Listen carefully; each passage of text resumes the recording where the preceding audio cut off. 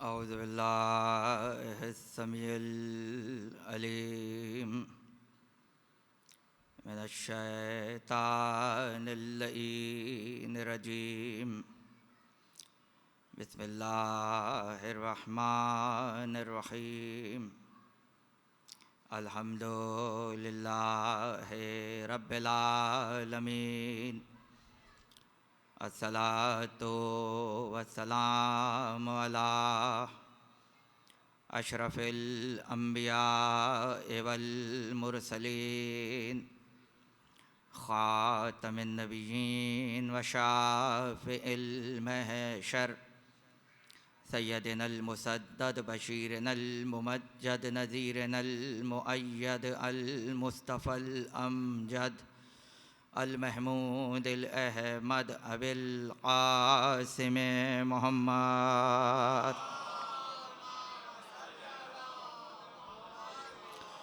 वाहिल बैतिहि तय्यबीन अत्ताहिरीन अल मासूमीन अल मज़लूमीन अल्लज़ीना अज़हबल्लाहु अन्हुमुर रिजसा व तहहरहुम तत्हीरा।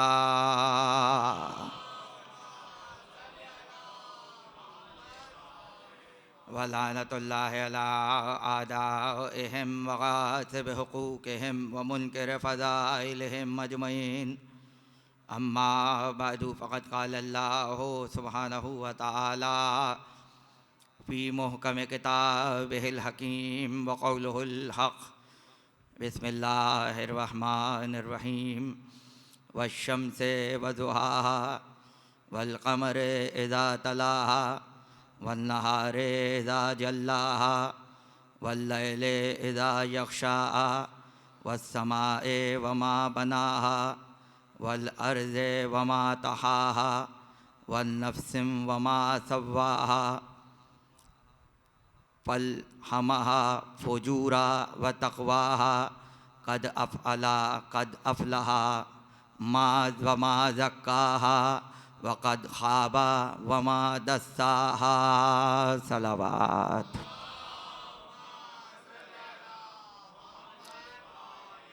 मिल के बुलंद तरीन सलावत पढ़ें आप हज़रात।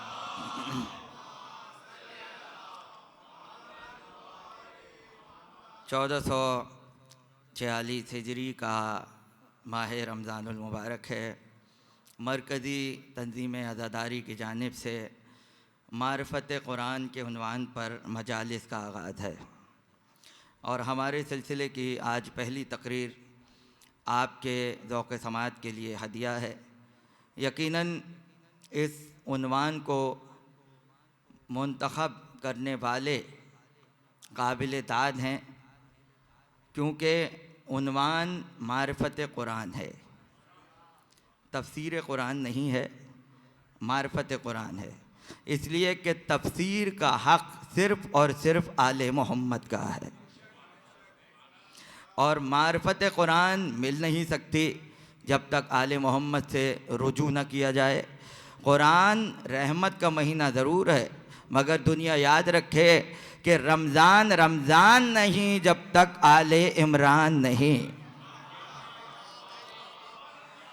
ये हो नहीं सकता कि पैगंबर किताब को लावारिस छोड़ जाएं, इतरत को साथ रखा है। जब तक कुरान है तब तक इतरत है। मुसलमानों के समझ में ये बात क्यों नहीं आ रही कि जब स्कूल की किताब बगैर उस्ताद के नहीं पढ़ी जाती तो दुनिया की सबसे बड़ी किताब बगैर इमाम के कहां से पढ़ी जाए। इसलिए इतरत को साथ रखे गए और ये मजलिसें इसलिए हैं कि कुरान से कस्ब फैज़ किया जाए, कुरान की मारिफत हासिल करने की कोशिश की जाए। और जब आले मोहम्मद आ जाएं तब तो नूर अला नूर है, तब तो मारिफत के हाले कायम हो जाते हैं। गुफ्तगू के आगाज़ से पहले ज़रूरी है कि पिछले उन्वानात को दोहराया जाए ताकि एक तसलसल सुनने वालों के जहन में ताज़ा रहे। ये चौथा बरस है जब गुफ्तगू हो रही है, ये चौथा साल है। और इससे पहले जब पहला सिलसिला था तो आयत ततहीर पर 5 रोज़ा गुफ्तगू हुई थी। उसके बाद सूरह नज्म के हवाले से इस अज़ाख़ाने में 5 तकरीरें हुई थीं। और 4 तकरीरें इमाम बारगाह चहारदा मासूमीन में। इस तरह से 9 तकरीरें सूरह नजम के उन्वान पर। गुज़िश्ता बरस सूरह इखलास पर 3 दिन गुफ्तगू हुई और तकरीबन 4 दिन शहदाए कर यहाँ चहारदा मासूमीन में गुफ्तगू हुई। तो इस तरह से 7 तकरीरें सूरह इखलास पर हुई। और इस रमज़ान के लिए जो सूरा पेश नज़र है वो कुरान का इंतहाई नूरानी सूरा कि जिसका आले मोहम्मद से बहुत गहरा ताल्लुक़ है, कि जिसे सूरह शम्स कहा जाता है। यकीनन यहाँ एक मिजाज बन चुका है तफसीर के हवाले से, ज़िक्र कुरान के हवाले से, तो मुझे नहीं लगता कि बहुत ज़्यादा किसी तमहीद की ज़रूरत पड़ेगी। 4 बरस के बाद भी मिजाज ना बने तो कब बनेगा। लिहाजा सूरह शम्स जो तरतीब के एतबार से कुरान का 91वां सूरा है और नुज़ूल के एतबार से 28वां सूरा है। ये वो सूरा है कि जो मक्के में नाजिल हुआ और उस वक्त हुआ कि जब पैगंबर की मुखालिफत बहुत शिद्दत इख्तियार कर गई थी। मक्के का सूरा है, मक्की सूरा है, 15 आयतों पे मुश्तमिल है। और जब इसके लफ्ज़ों को गिना गया तो पूरे सूरे में तकरीबन 54 अल्फाज इस्तेमाल हुए हैं और जब हुरूफ को गिना गया तो 253 हुरूफ इस्तेमाल हुए हैं। और ये कुरान का वाहिद सूरा है कि जिसमें सबसे ज़्यादा कस्में खाई गई हैं। कस्में खाना भी सुन्नत इलाही है, कस्में खाना भी सुन्नत इलाही है। हमें अगर अपनी बात की तस्दीक करानी हो तो हम तो कभी अलम की कसम खा लेते हैं, कभी करबला की कसम खा लेते हैं, कभी अब्बास की कसम खा लेते हैं। अब्बास की झूठी कसम खाने की हिम्मत किसी की नहीं है। दुनिया याद रखे कि ये कसम खाना भी हमने कुरान से सीखा है, जब खालिक बगैर कसम के गुजारा न कर पाए। यानी जब हिदायत तक में कसम की अहमियत हो और बार बार कस्मों पे कस्में हो, तो ये वो वाहिद सूरा है कि जिसमें कस्मों की तादाद सबसे ज़्यादा है। 11 मरतबा परवरदिगार आलम ने कसम खाई है इस सूरे में। तवज्जो रहे, इरशाद रब्बुल इज़्ज़त है, शुरू उस खुदाए वाहिद के नाम से जो रहमान भी है और रहीम भी है। वश्शम्स वदुहाहा वल्क़मर इज़ा तलाहा वन्नहार इज़ा जल्लाहा वल्लैल इज़ा यग़शाहा। कसम है सूरज की और उसकी रोशनी की। बार बार आपका सुना हुआ सूरा है और मैंने जानकर इस सूरे का इंतखाब किया है ताकि कुछ पहलू आपकी खिदमत में अर्ज़ किए जाएँ। कसम है सूरज की, वज़ुहाहा उसी की रोशनी की, वल्क़मर इज़ा तलाहा सिर्फ और सिर्फ उस चाँद की कसम है जो सूरज के पीछे पीछे बिला फसल आता है, जो सूरज के पीछे पीछे बिला फसल आता है। तलाहा पीछे पीछे आता है। वन्नहार इज़ा जल्लाहा दिन की कसम जब वो रोशन हो जाए। वल्लैल इज़ा यग़शा रात की कसम जब वो ढांप ले। यानी कसम के साथ साथ सिफतों का जिक्र है। सूरज की कसम, रोशनी की कसम, चांद की कसम सिफत यह है कि पीछे पीछे आता है। दिन की कसम सिफत यह है कि रोशन हो जाता है।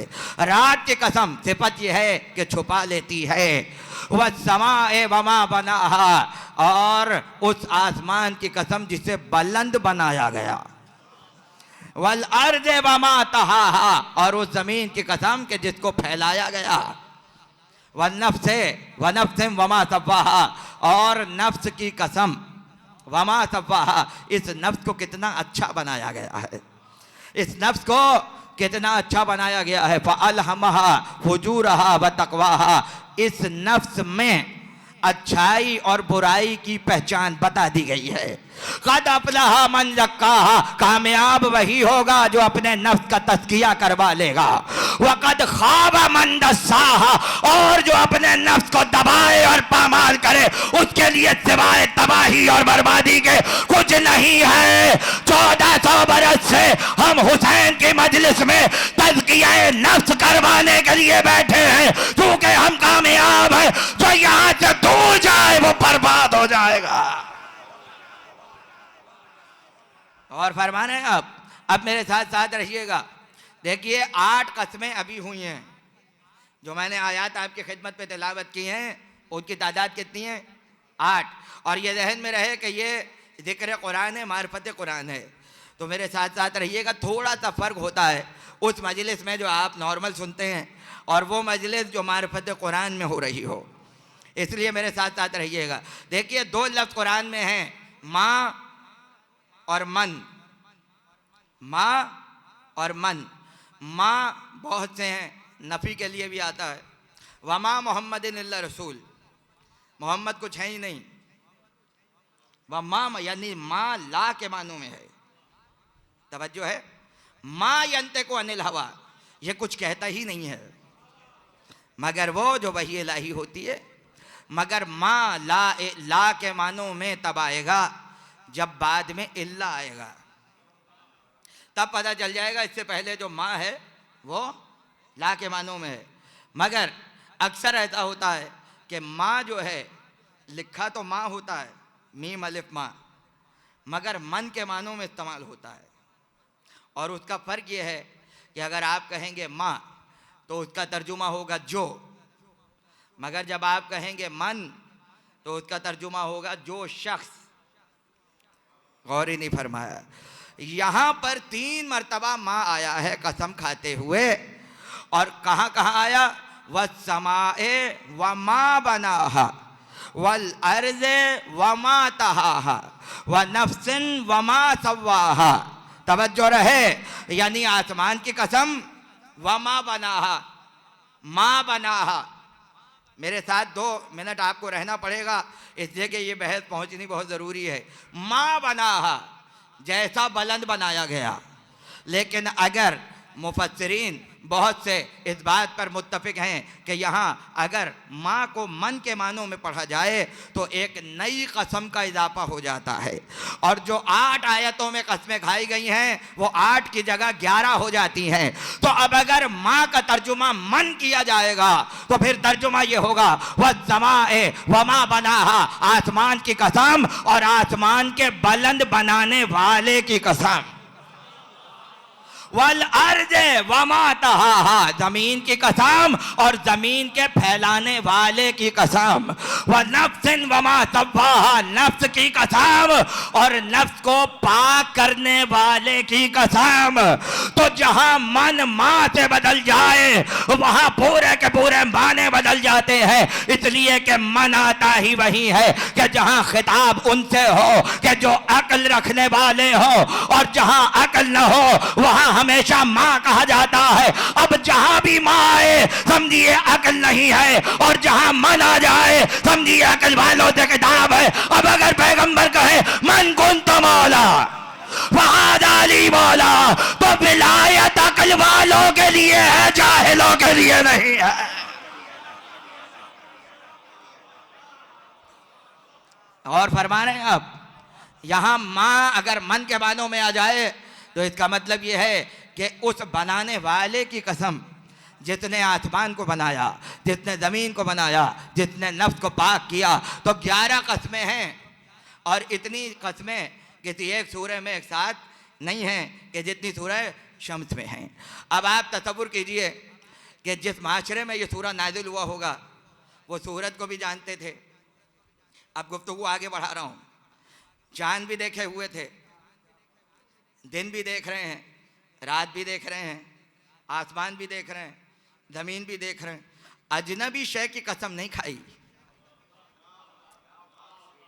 अच्छा, यासीन में तो आप कह सकते हैं इसका मतलब क्या है, हामीम में तो कह सकते हैं इसका मतलब क्या है, मगर सूरज तो सब देख रहे हैं, चाँद तो सब देख रहे हैं, तो अल्लाह भी हर एक की कसम नहीं खाता। जो लायक कसम हो, जो काबिल कसम हो और जिसमें कोई फ़ायदा पहुंच रहा हो, तो इसलिए कहा गया कि जब भी अल्लाह किसी की कसम खाए तो उसके 3 मतलब होते हैं। पहला मतलब यह है कि उसे गवाह बनाया जा रहा है। वह शम्स वदुहा, सूरज गवाह है, वदुहा उसकी रोशनी गवाह है, चांद गवाह है, रात गवाह है, दिन गवाह है, आसमान गवाह है, जमीन गवाह है, नफ्स गवाह है। तो जब कसम खाई जाए तो इसका मतलब ये है कि गवाह बनाया जा रहा है। और दूसरी वजह यह है कि जब किसी की बेऐबी का ऐलान हो तो परवरदिगार उसकी कसम खाता है। ऐबदार चीज़ों की कसम अल्लाह नहीं खाता, इसलिए कि खुद बेऐब है, सुभान है। तवज्जो कीजिएगा, ऐबदार चीज़ की कसम नहीं खाई। यही वजह है अहद रसूल में किसी भी सहाबी की कसम नहीं खाई कुरान ने। अहद पैगंबर के किसी शख्स की कसम नहीं खाई, इसलिए कहीं ना कहीं ऐब का इम्कान मौजूद है। मगर अब जब कसम खाने पर आया तो शान ये है, सूरज की कसम बेऐब है, चांद की कसम बेऐब है, रात की कसम बेऐब है। भाई दिन की कसम, सुबह की कसम, आसमान की कसम, जमीन की कसम, अल्लाह बेऐब चीजों की कसमें खाता है। अब जब ये उसूल तय हो गया तो सूरह हिज्र की पहली आयत में हबीब को मुखातिब करते हुए कहा, ला अमरुक, हबीब तुम्हारी पूरी जिंदगी की कसम, हबीब तुम्हारी पूरी जिंदगी की कसम, तुमने जितनी रातें गुजारी हैं उसकी कसम, जितने दिन गुजारे हैं उसकी कसम, जहां बचपन गुजारा है उसकी कसम, जहां जवानी गुजारी है उसकी कसम। जब उम्र की कसम खाई जाए तो उसमें माँ भी आती है, बाप भी आता है, वो चचा भी आता है जो गोदी में पाल रहा हो।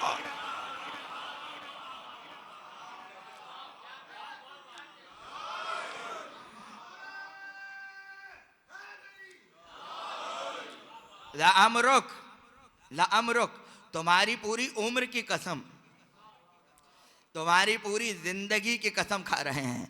तो इतनी बेऐब जिंदगी थी कि पैगंबर की पूरी उम्र की कसम कुरान में खाई गई। अब जब मुसलमान हमारे साथ यहाँ तक पहुँच जाएं कि अल्लाह कभी भी ऐबदार चीज़ों की कस्में नहीं खाता तो हमारे बहुत से मसले हल हो जाएंगे।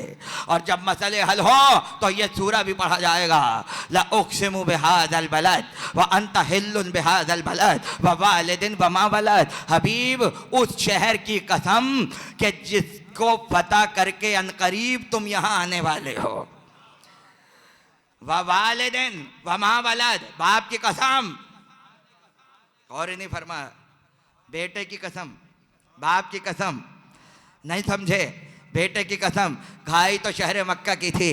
ये बाप और बेटा दरमियान में कहाँ से आ गया? अब यहाँ तक तो पहुँचे अहले सुन्नत भी, इब्राहिम की कसम,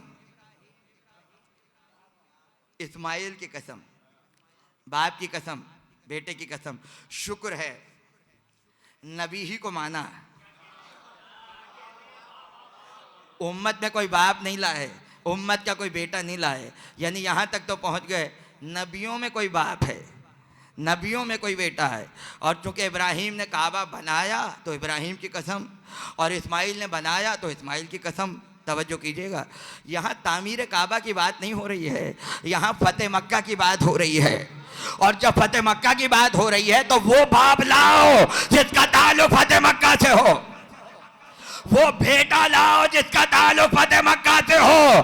तो बाप एक ही होगा। जब तक मक्के में रहा तो कोई मोहम्मद की तरफ आंख ना उठा सका, और बेटा वो था कांधे पे चढ़ा तो पुतों को तोड़ा है। बाप की कसम है और बेटे की कसम है। और मैं पहले ही कह चुका, अल्लाह तो बेऐब चीजों की कसम खाता है, अल्लाह तो खाता ही बेऐब चीज़ों की कसम है। तो बेऐब बाप की कसम, बेऐब बेटे की कसम, और फरमा रहे हैं आप। तो अब जब सिलसिला आगे बढ़ा तो थोड़ी देर के लिए पहुँचेंगे आले मोहम्मद तक। दो तीन बातें और सुन लीजिए। उन चीज़ों की कसमें हैं सूरे में जिसका ताल्लुक आपकी रोज़मर्रा ज़िंदगी से है। सूरज, चाँद, रात, दिन, आसमान और ज़मीन। एक लम्हे के लिए अगर गौर करें, तवज्जो रहे, तो जितनी ज़राअत है उसकी बुनियाद इन्हीं पर है। खेती बाड़ी हो ही नहीं सकती, किसान हल चला ही नहीं सकता, फल पैदा ही नहीं हो सकता, अनाज उग ही नहीं सकता अगर सूरज ना हो। अच्छा, सूरज का होना भी बड़ी बात नहीं है, सूरज तो बादलों में भी होता है। रोशनी ना हो तो गर्मी ना हो, और अगर गर्मी ना हो तो बीज फटेगा कैसे, और चाक ना हो तो दरख्त बनेगा कैसे। अगर यही सूरज की धूप ना हो तो फिर दरिया कैसे अपना रुख बदलें, फिर मौसम कैसे तब्दील हों, फिर दिन से रात कैसे आए। तो सिर्फ सूरज का होना काफ़ी नहीं था, रोशनी भी ज़रूरी थी। इसलिए रोशनी का भी जिक्र किया कि हम रोशनी की भी कसम खा रहे हैं। और अगर रात को हटा दें तो फिर फलों की मिठास कहाँ जाए, जो चांद की चांदनी काम कर रही है वो कहाँ जाए। अगर आसमान ना हो तो बारिश ना हो, फसल कैसे पके, और अगर ज़मीन ना हो तो फल कहाँ से आए, ना सब्जी आए, ना फल आए, ना जमादात आए, ना नबातात आए। तो उन तमाम चीज़ों की कसम खाई गई एक साथ कि जहाँ पर इंसान की ज़िंदगी का खाने पीने का दारो मदार था। उसके बाद ये इरशाद हुआ कि हमने नफ्स को बता दिया है सरकशी क्या है, हमने नफ्स को बता दिया है तकवा क्या है। अब कामयाब वही होगा जो खुद तजदिया करे, अब बर्बाद वही होगा जो अपने नफ्स को पामाल कर दे। यानी बताना था तुम हलाल भी जानते हो, तुम हराम भी जानते हो, तुम्हें पता है क्या जायज़ है और तुम्हें पता है क्या नाजायज है। तो अब अगर ये सूरज रिस्क दे, ये जमीन फल दे, ये आसमान जायका दे, ये बारिश सरतब तो शादाबी दे, तो अपने नफ्स को याद रखना हलाल खाना है या हराम खाना। तमीज तुम्हें दी है, तमीज तुम्हें दे दी है। अब जब ये तमहीदी चीजें हो गई तो अब आ जाइए पहली आयत से शुरू करते हैं। वह शम्स वज़ुहाहा, सूरज की कसम और उसकी रोशनी की कसम। कुरान में 32 जगह सूरज का जिक्र है। कितनी जगह? ये याद रखने वाली बातें हैं, इन मजलिसों का मकसद ही यही है। 32 मकामात पर कुरान में सूरज का जिक्र है और बड़ी आबोताब के साथ है। आखिर निज़ाम फलकी का बादशाह है। तो ये पूरी दुनिया को दावत फ़िक्र है कि कुरान ने इल्म फलकियात पर भी बड़ी गाढ़ी गुफ्तगू की है। जो इस पे बड़े बड़े इदारे बने हैं जो तहकीक कर रहे हैं सूरज पर, उसकी रोशनी पर, तो कुरान भी दावत फ़िक्र दे रहा है। और जहाँ सूरज का जिक्र है वहाँ ये आयत किसी से छुप नहीं सकती कि जब इब्राहीम ने जवानी में नमरूद से कहा था तुझे अपने खुदाई पे बड़ा गुरूर है कि तू सूरज निकालता है। अच्छा, मेरा खुदा तो वो है जो मशरिक से निकालता है, अगर तू रब है तो मगरिब से निकाल के दिखा। खुदाई का दावा एक सूरज पर टिका हुआ है और नहीं फरमा रहे, मेरे साथ साथ रहिएगा। अगर अपने आप को खुदा साबित कर सकते हो तो सूरज को मगरिब से निकाल के मशरिक की तरफ ले आओ। ऐ मिल्लत इब्राहिमी के बानी, ऐ दीन हनीफ के कायम करने वाले, जरा आहिस्ता बोलिए, ये आवाज कहीं नुसैरियों तक ना पहुंच जाए, ये आवाज कहीं नुसैरी न सुन ले कि जो मगरिब से सूरज निकाले उसे इब्राहिम की जबान में रब कहा जाता है। यही वजह है इधर अली ने सूरज पलटाया, इब्राहिम का जुमला याद आया, फौरन सर को सजदे में झुका के बताया कोई है जिसे सजदा कर रहा हो।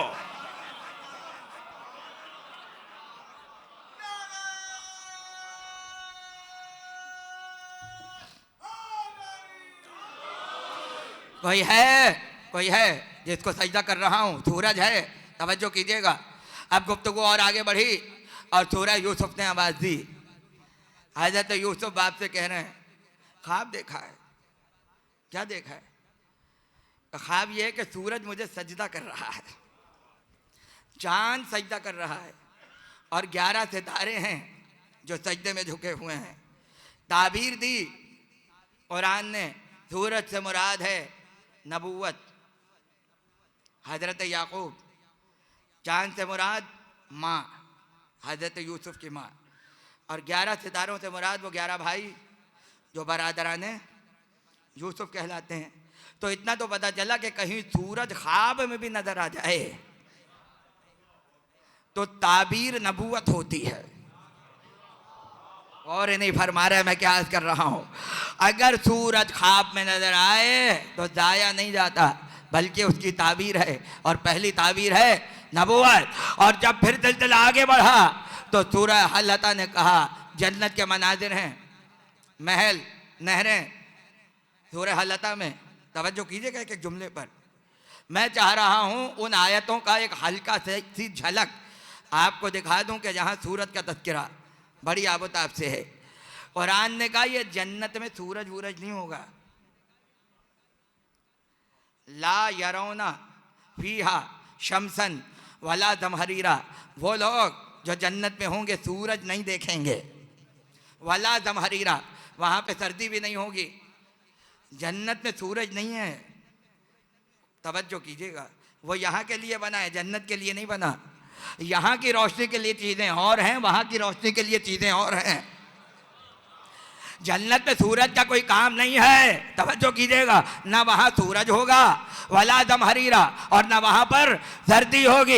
इमाम से पूछा गया कि जब सूरज होगा ही नहीं जन्नत में तो हम देखेंगे कैसे, अंधेरे में ज़िंदगी कैसे गुजारेंगे। इमाम मुस्कुराए, कहने लगे सूरज न होकर भी जन्नत जगमगा रही होगी।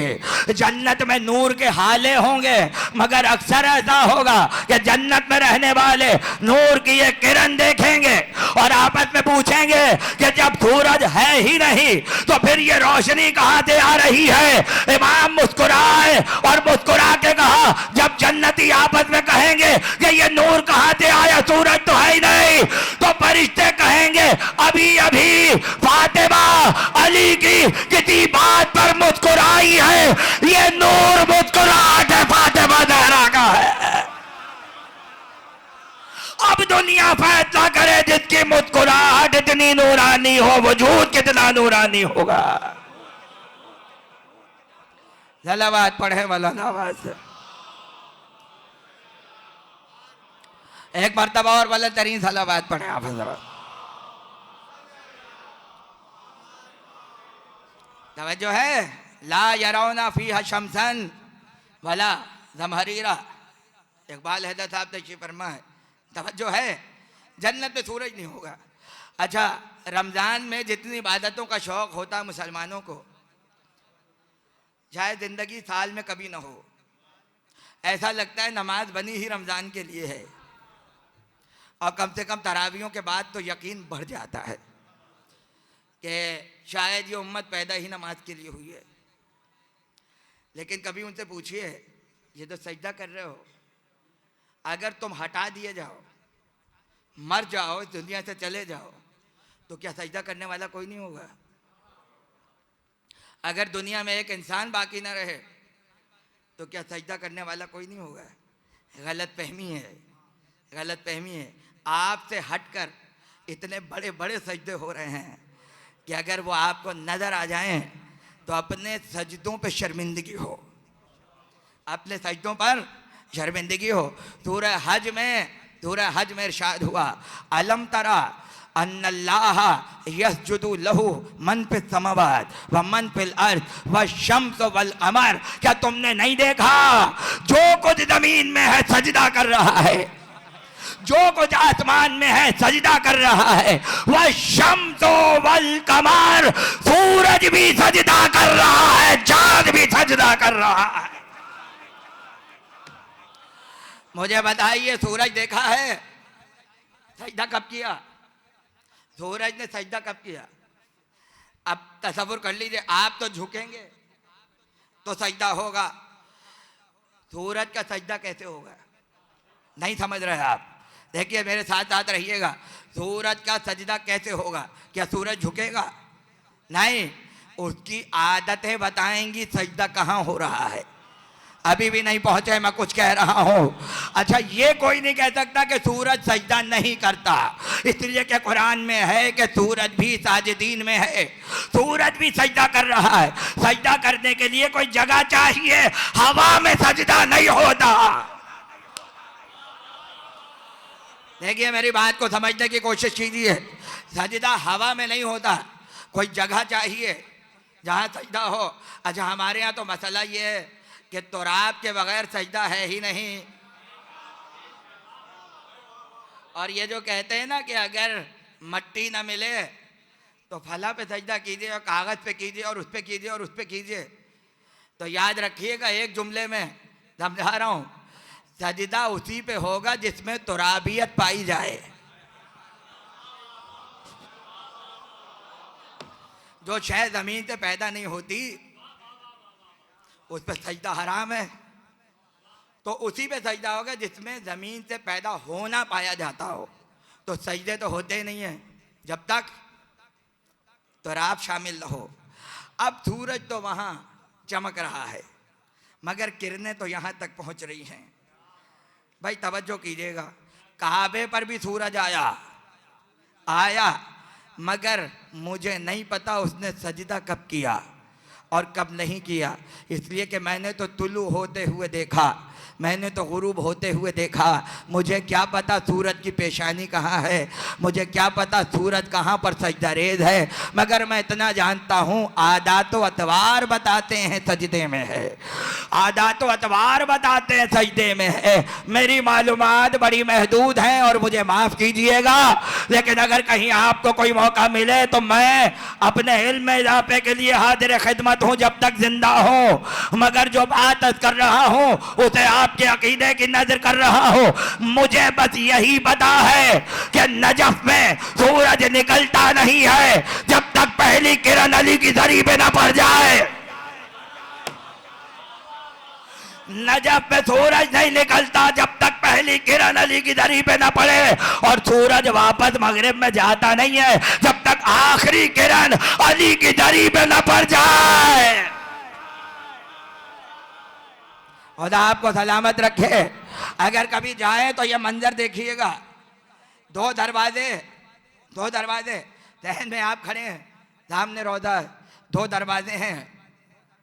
वाहिद अली का रौदा है जिसमें दो दरवाजे हैं, दाखिल होते हुए दो दरवाजे हैं। पहले दरवाजे पे इसने दुखूल पढ़ा, फिर आगे बढ़े एक और दरवाज़ा है उसमें ज़ियारत पढ़ी, फिर आगे बढ़े धरी है। तवज्जो है, कभी जब सूरज निकले तो वहाँ खड़े हो जाइएगा 10 मिनट के लिए उस दरवाजे पर। आप देखिएगा सूरज निकला, रोशनी रौदे पे आई, रौदे से होती हुई दरवाजे के अंदर आई। इस मंजर को समझ लीजिएगा, रोशनी आगे बढ़ रही है, सूरज ऊपर आ रहा है, धूप आगे बढ़ रही है, और ऊपर आ रहा है, धूप और आगे बढ़ रही है। ऐसा लगता है कि जैसे अली को सलाम करने आ रहा हो, यूं लगता है जैसे अबू तुराब की दहलीज पे सजदा करने आ रहा हो। और जब और आगे बढ़ता है तो दरवाजे की चौखट हाइल हो जाती है, और जब चौखट हाइल होती है तो धूप रुक जाती है। अब जब सूरज आगे बढ़ता है तो धूप पिछले कदम वापस होना शुरू होती है। ऐसा लगता है गुलाम आया, सजदा किया, वापस चला गया। गुलाम आया और सजदा किया, वापस चला गया। भाई सूरज भी सजदे में है, सूरज भी साजिदीन में है, मगर उसके बाद सूरह यासीन में कहा जअल शम्स सिराजा, हमने सूरज को चिराग बनाया है, हमने सूरज को चिराग बनाया है। चिराग कहीं ना कहीं तो जलता है, चिराग कहीं ना कहीं तो जलता है, और सूरज के आगे किसी का चिराग नहीं जलता, इसलिए कि अली के कट्टर शियों में है, अली के कट्टर शियों में है। अगर शियों में न होता तो 7 मर्तबा गुफ्तगू अली से क्यों की है।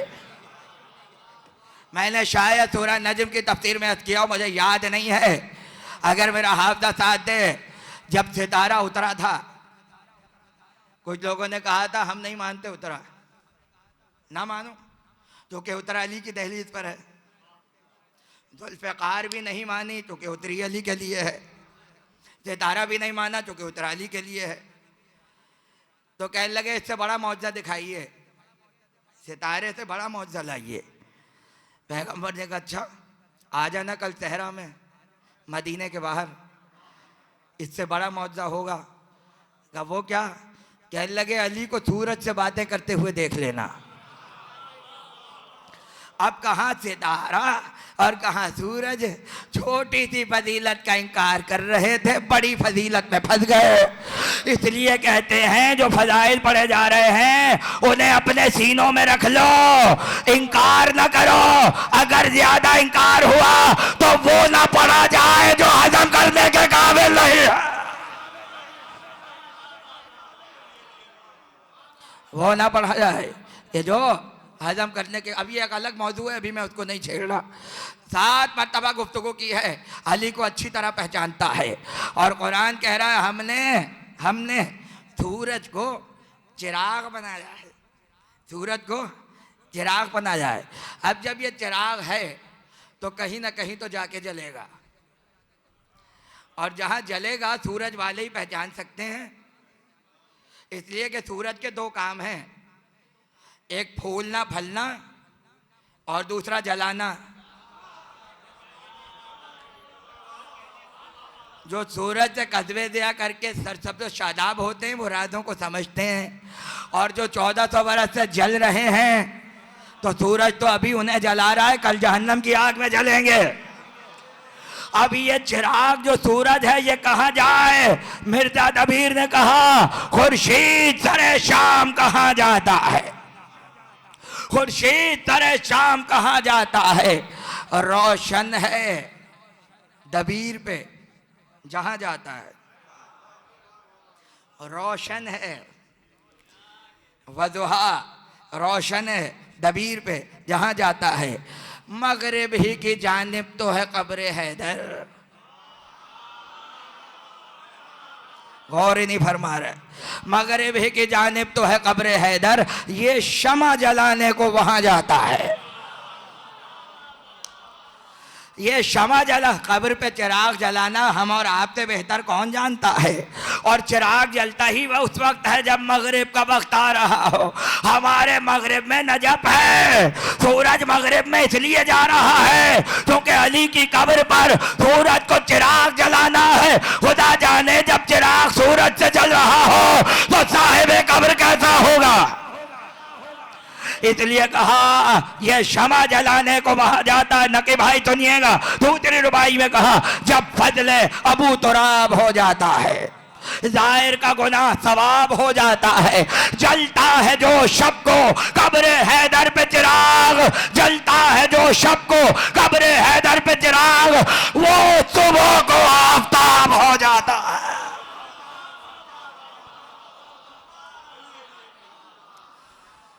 जलावाद पढ़े बुलंदाबाद।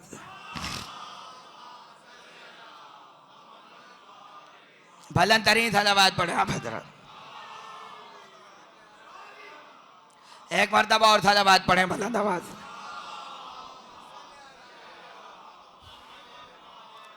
जलता है जो शब को कब्र हैदर पे चिराग, वो सुबह को आफताब हो जाता है। और कुरान ने कहा ये सूरज है, सूरज चिराग है, सूरज चिराग है। तो क्या कहकशां कुरान ने सजाई। और जब शायरी का जिक्र कभी कभी मैं बीच में सुना देता हूँ अनीसो दबीर को, ताकि बच्चों के जहन में इसी तरह शायद के तेरे दिल में उतर जाए मेरी बात। यूं तो दबीर ने देखा और मीर अनीस ने क्या कहा, ख्याल चेहरा शे वक्त ख्वाब रहता है, तमाम शब मेरे घर आफताब रहता है।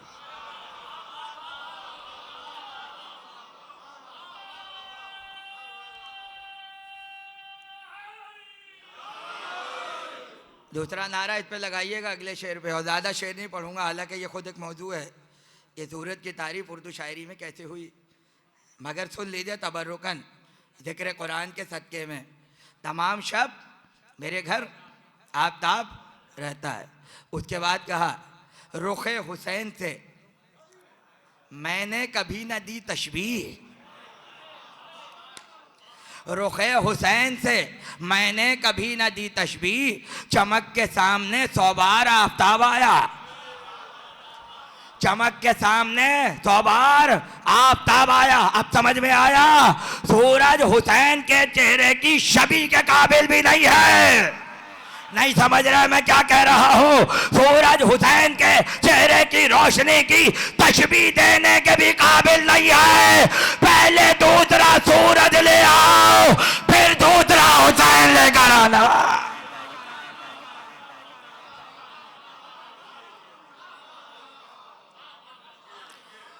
चमक के सामने 100 बार आफताब आया, वशम्स वदुहा, चमकता हुआ सूरज। अब आगे बढ़ रहा हूं, वल कमरे इज़ा तलाहा, और सिर्फ उस चांद की कसम कि जो सूरज के पीछे पीछे आता है, सूरज के पीछे पीछे। देखिए, पहले तो अपने आप को खुशनसीब समझें कि कुरान आपके पास है। मैंने बहुत अहम जुमला कहा है, इंजील तौरात पढ़ी हुई है, गीता भी पढ़ी हुई है, उसके बाद कुरान पढ़िए तो आप दाद देंगे कि खुदा ने कैसी किताब दी है। तलाहा, साहिबा ने फहम तशरीफ फरमाए, तलाहा, ते लाम तला हा हे अलिफ, तलाहा का मतलब है पीछे पीछे आना।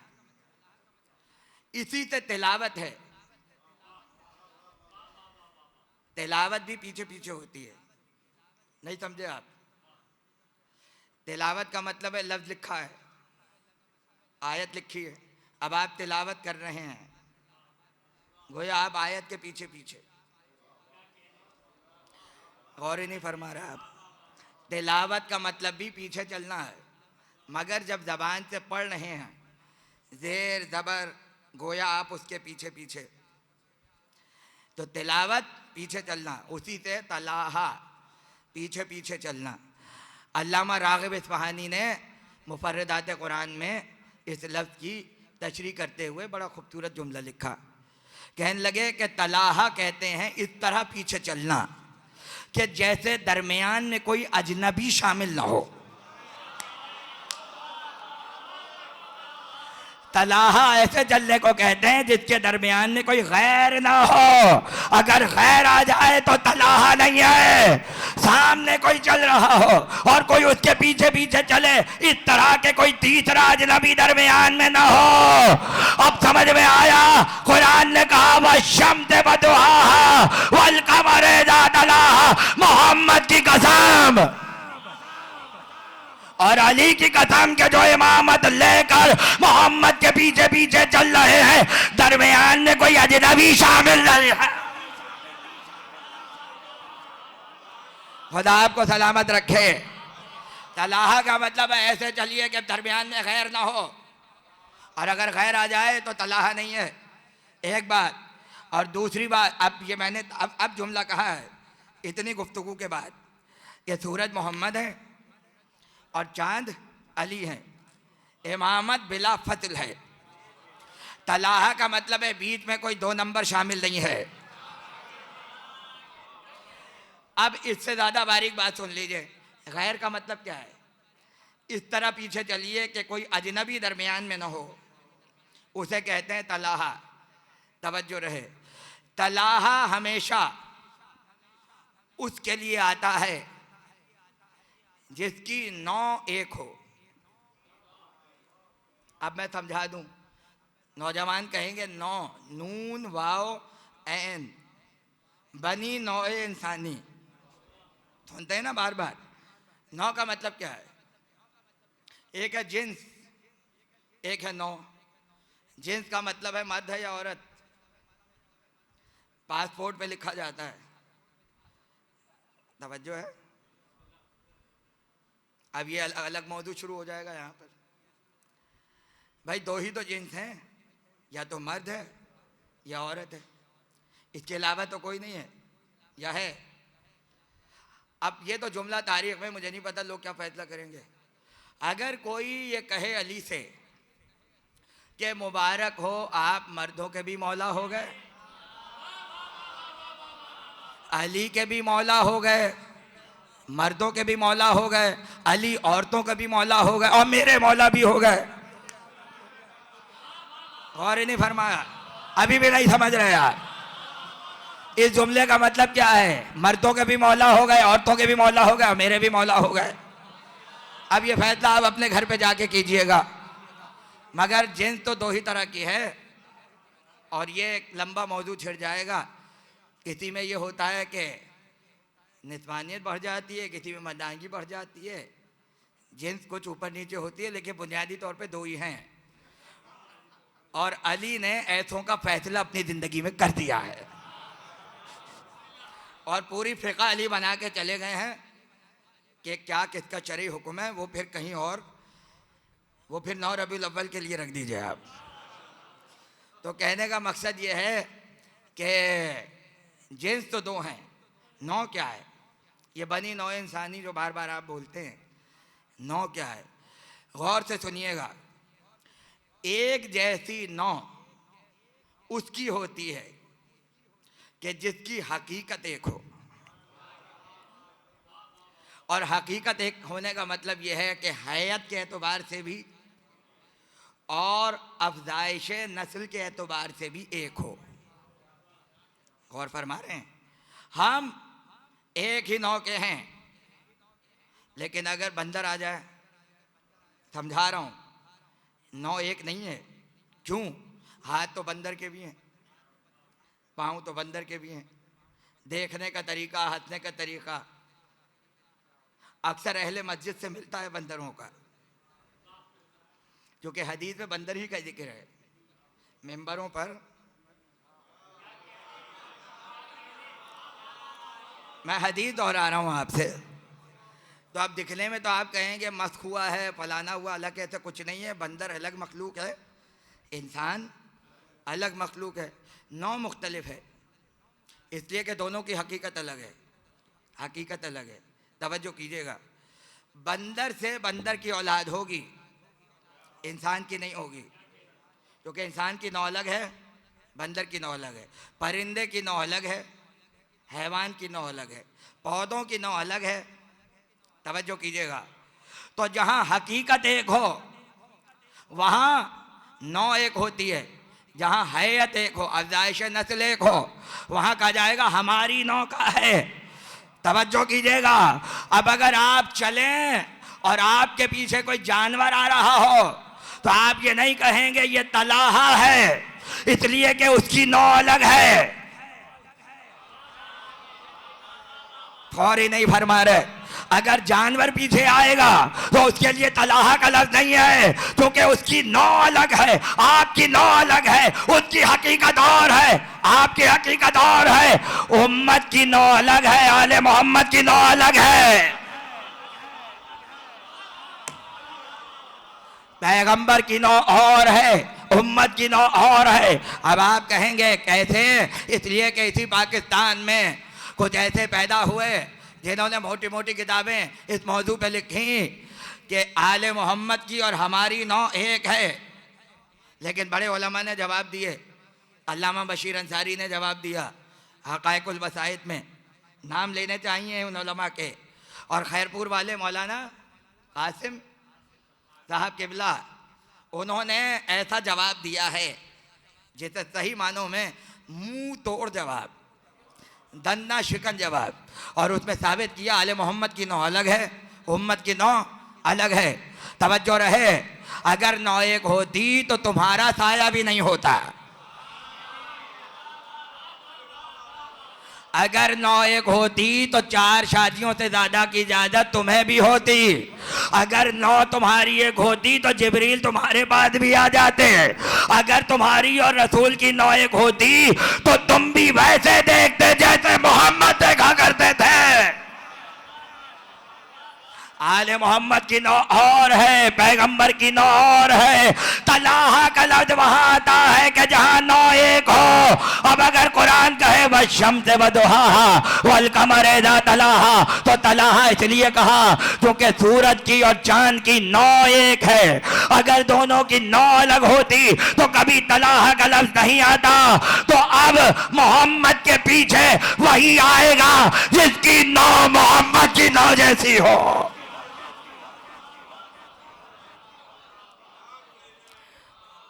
मोहम्मद के पीछे भी वही आएगा जिसकी नौ मोहम्मद मुस्तफ़ा जैसी हो।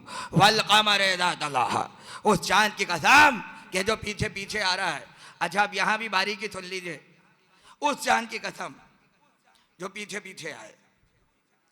महीने में 30 दिन होते हैं और 30 दिन में आधे दिन चांद सूरज के पीछे होता है और आधे दिन आगे होता है।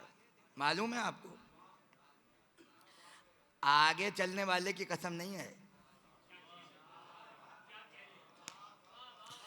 तलाहा जो मोहम्मद से पीछे है उसकी कसम। अभी भी नहीं समझे?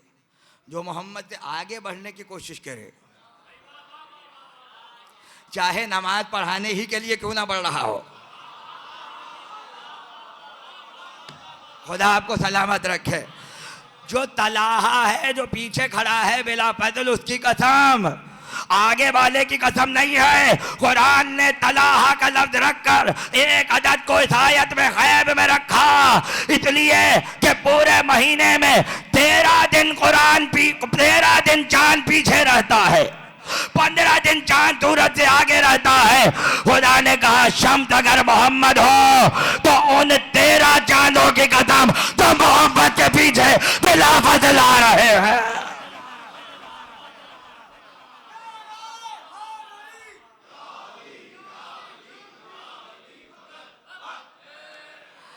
सिर्फ 13 रातों में चांद पीछे रहता है।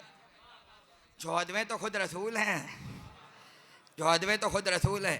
और शहजादी ने इसलिए हदीस किस्सा में कहा, बाबा का चेहरा ऐसे लग रहा था जैसे 14वीं का चांद हो। अब आप कहेंगे 14 कहां से ले आए? बद्र कहते ही 14वीं के चांद को है। सूरज शम्स में भी 14, हदीस किस्सा में तशबीह दी। अब मुझे नहीं पता चेहरा 14वीं के चांद जैसा था या रसूल के चेहरे में 14 का जलवा देख रही थी। खुदा आपको सलामत रखे। उस चांद की कसम जो सूरज के पीछे पीछे आए। अब देखिए गुफ्तगू इख्तितामी मराहिल में है, लेकिन मेरे साथ साथ रहिएगा। ये इसके पीछे पीछे है, सूरज आगे आगे, चांद पीछे पीछे। दिन बन रहा है, रात आ रही है, रात जा रही है, फिर दिन आ रहा है। तवज्जो कीजिएगा। अब जब रात हो तो दिन कहाँ है? आपके सामने नहीं है, मगर है। अमेरिका में इस वक्त है दिन, नहीं समझे?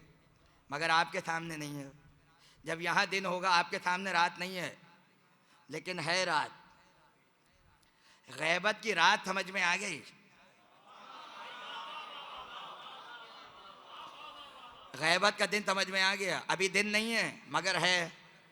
अब लोग समझते हैं कि रात को चांद होता है, लेकिन ये बात बहुत कम लोगों को पता है कि सूरज भी होता है, आपको नजर नहीं आता। अब देखिए भाई, सूरज शम्स है तो ये बातें तो होंगी। अब अगर बात पहुंच रही है तो बतौर तोहफा कबूल कर लीजिएगा। रात का सफर सिर्फ चांद तय नहीं करता, सूरज भी करता है, और ये टेक्निकली साबित है। इकबाल हैदर अम्मू साहब बताएंगे आपको।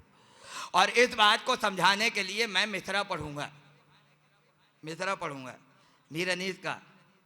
जब कता की मसाफत शब आफताब ने, सुबह आशूर का जिक्र हो रहा है। उस जमाने में जब ये मरसिया पढ़ा तो लोगों ने कहा अजीब मिसरा है, महताब होना चाहिए। जब कता की मसाफत शब महताब ने, मीर अनीस ने मिंबर से साबित किया कि रात होकर भी,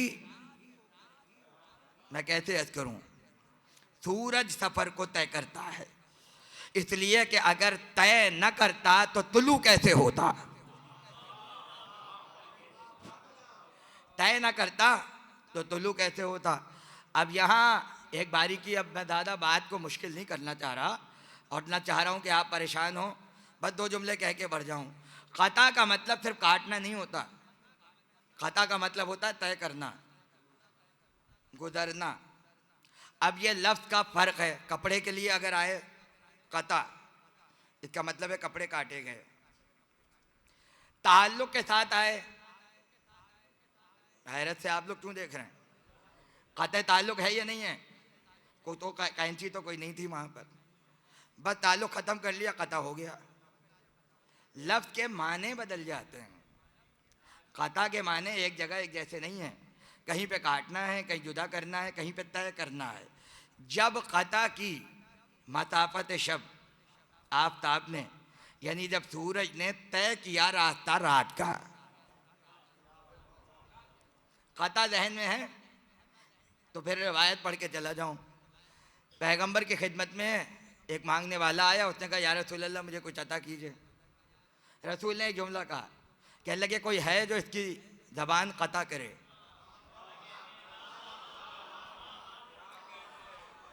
कोई है जो इसकी ज़बान कता करे? असहाब ने खंजर निकाल लिए।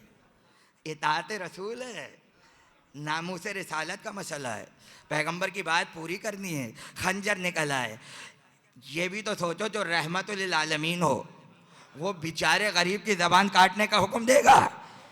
नहीं समझ रहे आप? तो पता चला हुक्म रिसालत पर अमल करने से पहले मिजाज रिसालत समझना जरूरी है। मिजाज समझने को तैयार नहीं है और जिहाद के नाम पे नारे लग रहे हैं। सारों ने तलवारें निकाली, फकीर डर गया, उसने कहा मैं तो अपनी जान तक गया, मगर एक वाहिद अबू तालिब का बेटा था। सबने तलवार निकाली, अली ने दरहम निकाले और निकाल के फकीर के हाथ पे रखे और कहा चला जा। असहाब ने कहा आप तो कह रहे थे जबान काट दो, पैगंबर कह रहे थे हमारा कहना यह था कि दरहम देकर इसकी हाजत पूरी कर दो। ये वही समझे जो नौ में भी मोहम्मद जैसा हो।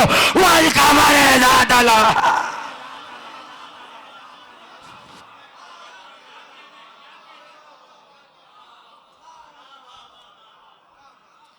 वल कमर ज़ात अल्लाह। पीछे पीछे आए, बाकी कलश करेंगे। आज बस एक जुमला रह गया, उस पर तकरीर खत्म कर रहा हूँ। पीछे पीछे आए, बिला फतिल आए। तो जो आ रहा है पीछे, तवज्जो, वो तलाहा है, पीछे पीछे आ रहा है। और अगर उसे आप कहेंगे ये कौन है तो कहा जाएगा ताली, ताली यानी पीछे चलने वाला।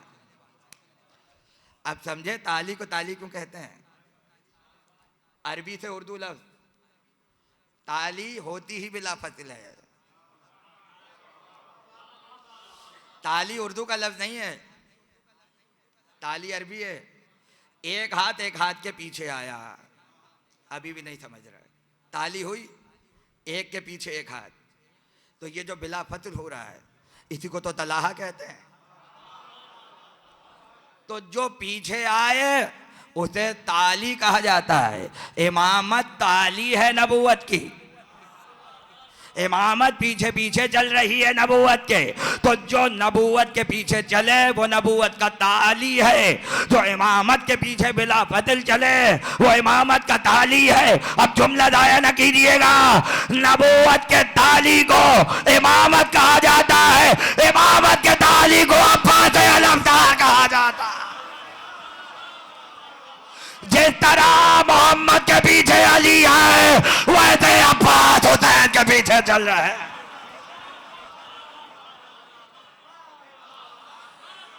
और इतने बिला फतिल हैं कि अगर हुसैन का दिन जाएगा तो अब्बास का दिन आएगा, अगर 3 शाबान गुजरेगी तो अब्बास की 4 शाबान आएगी।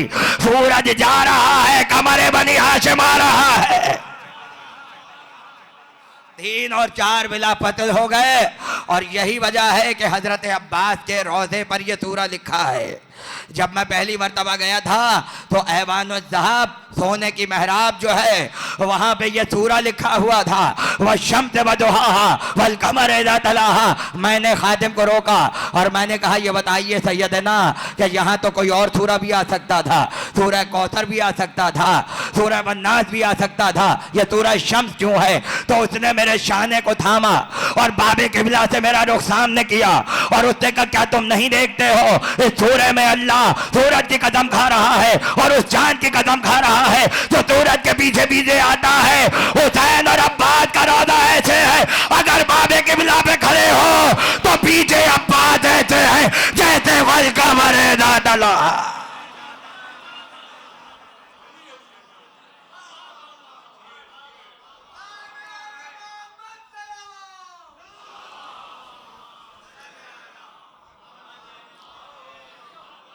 और फरमाने जो नबुवत के पीछे चले, नबुवत का ताली है। जो इमामत के पीछे पीछे बिला फजल हो, वो इमामत का ताली है। जो कुरान के पीछे पीछे चले, बस आखिरी जुमला तकरीर का, वो कुरान का ताली है। जाइए सूरह वो ज़ियारत नाहिया, अब मैं ज़ियारत से लफ्ज़ उठा रहा हूँ और तकरीर यहाँ ख़त्म हो जाएगी। साहिबुल अम्र सलवातुल्लाह व सलामुहु अलैहि, साहिबुल अम्र ने जब सलाम किया है शोदा को, करबला के शहीदों को, हमारी जाने कुर्बान हो, तो बास के लक़ब गिनवाए हैं। उनमें जनाब ओनो मोहम्मद की जो ज़ियारत है, मैंने अपनी किताब में, चूँकि ज़ाहिर है मुझे बड़ी मोहब्बत है, तो ओनो मोहम्मद पे किताब लिखने का भी शरफ़ हासिल है मुझे। 6-7 बरस पहले उर्दू में वाहिद अपने मौजू की पहली किताब 400 सफ़हात पर, 400 सफ़हात पर, और उसमें अब तक अरबी, फ़ारसी और उर्दू में शहजादों के जितने लक़ब हैं वो मैंने 400 से ज़्यादा जमा करके लिखे हैं उस किताब में, 400 से ज़्यादा। उसमें 2-3 लक़ब वो हैं जो ज़ियारत नाहिया में हैं, ज़ियारत नाहिया में। और इस तरह आए हैं कि आप जनाब मोहम्मद का समझ लें, जनाब ओन का समझ लें, इसमें कोई फ़र्क नहीं है। तवज्जो कीजिएगा। साहिबुल अम्र सलाम कर रहे हैं अली की बेटी के बेटों को, अली के नवासों को, जाफर तैयार के पोतों को। और आज शहजादों का जिक्र अजीब अंदाज से मार्फत कुरान की इन तकरीरों में आ रहा है, इसलिए कि लफ्ज़ अपनी तरफ खींच रहा है, मासूम का लफ्ज़ अपनी तरफ मुतवज्जे कर रहा है। इमाम असर ओनो मोहम्मद को सलाम करते हुए कहते हैं अस्सलाम अलैका या ताली अल कुरान, उन पर सलाम जो कुरान के पीछे पीछे चलने वाले हैं, उन पर सलाम जो कुरान के पीछे पीछे चलने वाले हैं। जुमला दाया न कीजिएगा, अब जिस तरह चाहे समझ ले। अगर कुरान के सबसे बड़े कारी हो तो ताली कुरान है, और अगर अपने अहद के कुरान नातिक के पीछे यानी हुसैन के पीछे पीछे इस अंदाज से चले जैसे सूरज के पीछे चांद चलता है, तो ताली कुरान कहा जाता है। हुसैन के पीछे चलने वाले कुरान के पीछे पीछे चलने वाले हैं, इसलिए कि हुसैन कुरान नातिक है, कुरान नातिक है। मार्फत कुरान यूं भी होती है, चाहे नातिक की हो या सामित की हो। गुफ्तगू ख़त्म हुई, इंशाअल्लाह कल से गुफ्तगू का आगाज़ करेंगे। दुआइया चंद जुमले आपकी खिदमत में। परवरदिगार इस माह मुबारक के सदक़े में, इस रमज़ान की मुबारक रातों के सदक़े में जितने हाज़रीन मजलिस हैं उन सब की दुआओं को कबूल फरमा। परवरदिगार रहमतों का महीना है, बरकतों का महीना है। ज़िक्र आले मोहम्मद से हम लौ लगाए बैठे हैं, ज़िक्र के सदक़े में हम सब की मुश्किलों को आसान फरमा। हुज्जत आखिर के ज़हूर में ताजील फरमा। हमें कोई गम न दे सिवाय गम आले मोहम्मद के। कुरान को ज़्यादा से ज़्यादा तालीमात अहले बैत की रोशनी में समझने की तौफ़ीक़ अता फरमा। वारिस कुरान का ज़हूर फरमा। कोई गम न दे सिवाय गम आले मोहम्मद। रब्बना तक़ब्बल मिन्ना इन्नका अंतस समीउल अलीम बिरहमतिका या अरहमर राहिमीन।